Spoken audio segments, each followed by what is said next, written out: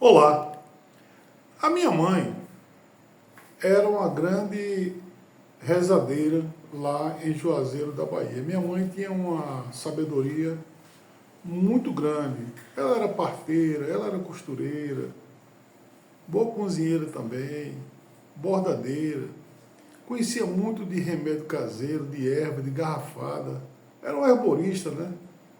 Sabia fazer leitura das cartas, leitura das mãos, sabia fazer leitura até das estrelas. E sempre apareciam as pessoas lá em casa para ela rezar nas crianças, contra quebranto, mal olhado, espinhela caída e tudo mais. Um dia, parou um caminhão em cima da banca e a nossa casa ficava na esquina da Raul Alves com a rua Professor Lado Balbino. E esse camarada, segundo ele, era de Santa Catarina, desceu do carro dizendo que ele estava morrendo de dor, com muita dor nas costas, que não aguentava dirigir o caminhão. Aí minha mãe botou ele para sentar assim, aí disse para ele assim, olha, pelo que eu estou vendo, o senhor está com falta de ar, está com dor no peito, está com as costas doendo, o senhor deve estar com espinhela caída, o senhor não está se aguentando. Aí ela perguntou assim, o senhor quer que eu faça uma oração, uma reza, que eu lhe benza? Aí ele está certo, né? E aí ela tirou as medidas dele, pegou um lençol, tirou a medida e tudo mais, aí confirmou, né? Deu uma diferença muito grande, ela falou assim, olha, você está com espinha caída. Aí ela rezou, né? Assim que ela rezou, logo, parece que foi um milagre, ele ficou bom. Ficou bom e ficou assim, admirado.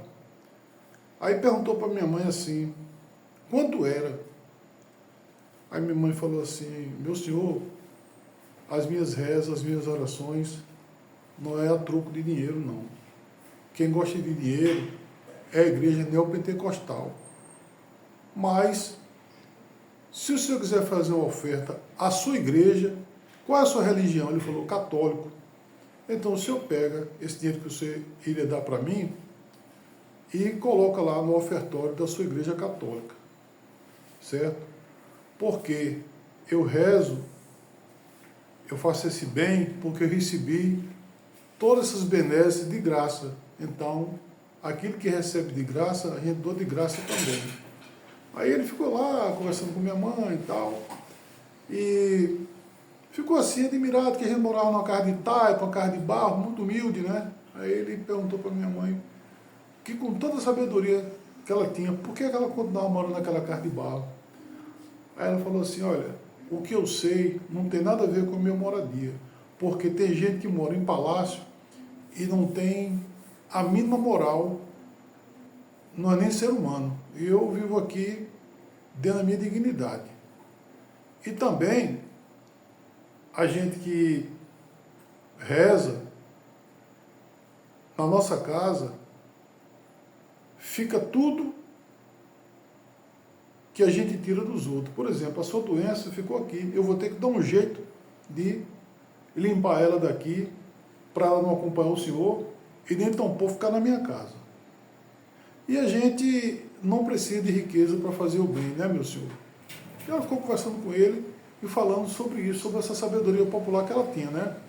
E segundo ela, quem faz o bem de verdade não está pensando em luxo, em riqueza, em casa bonita, não. Isso aí não tem nada a ver. E quem faz o bem pode ter uma situação até ruim financeiramente, mas isso não impede de você ser boa, ser solidária com as outras pessoas. Inclusive, do outro lado da banca que não existe mais, tinha o Baixo Meretriz, a Rua do Cabaré, né? Que era a Rua Oscar Ribeiro. E minha mãe conhecia um monte de prostituta, rapaz. Minha mãe fazia remédio para elas. Eram meninas que vinham de fora, do Piauí, do Ceará.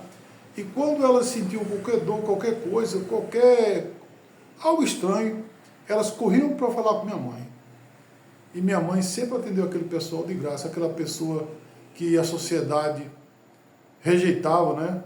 Um homossexual, uma prostituta. E minha mãe abraçava e cuidava como se fosse até um parente.